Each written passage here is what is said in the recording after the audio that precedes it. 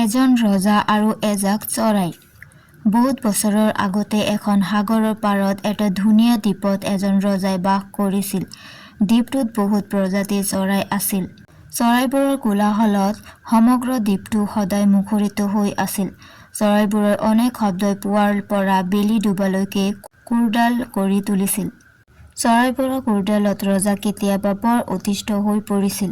চৰাইবোৰৰ হুলস্থুলবোৰ আৰু সহ্য কৰিব নোৱাৰি বুলি কেতিয়াবা তেওঁ মনে মনে ভাবে, যদিও তেওঁ মৰমীয়াল হোৱা হেতুকে চৰাইবোৰক দূৰলৈ আঁতৰি যাবলৈ ক'ব পৰা নাছিল। ৰজাই এদিন এটা বুদ্ধি পাঙিলে। তেওঁ চৰাইবোৰক ৰাজসভালৈ মতাই আনিলে। কিচিমিচিৰ শব্দ কৰি এজাক চৰাই আহি ৰজাৰ ৰাজসভা ভৰি পৰিল। ৰজাই চৰাইবোৰক ক'লে, তোমালোকক কিয় মাতিছো জানানে? উত্তৰত চৰাইজাকে অজ্ঞতা প্ৰকাশ কৰিলে আৰু বিনম্ৰ সুৰে ক'লে, কওক মহাৰাজ।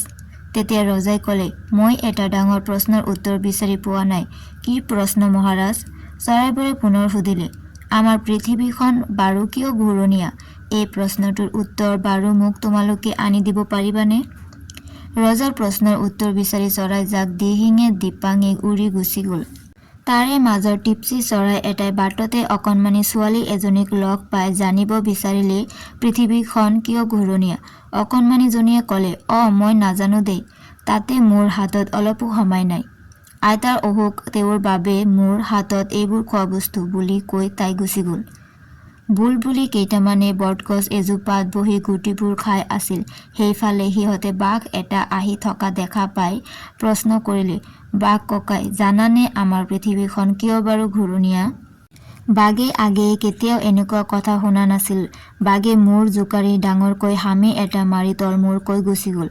চৰাইজাকে বাটত লগ পোৱা শহাপহু, নেউল, কেৰ্কেটুৱা আদি সকলোকে একেটা প্ৰশ্নকেই সুধিলে, যদিও কোনেও চৰাইবোৰক ইয়াৰ উত্তৰ দিব নোৱাৰিলে।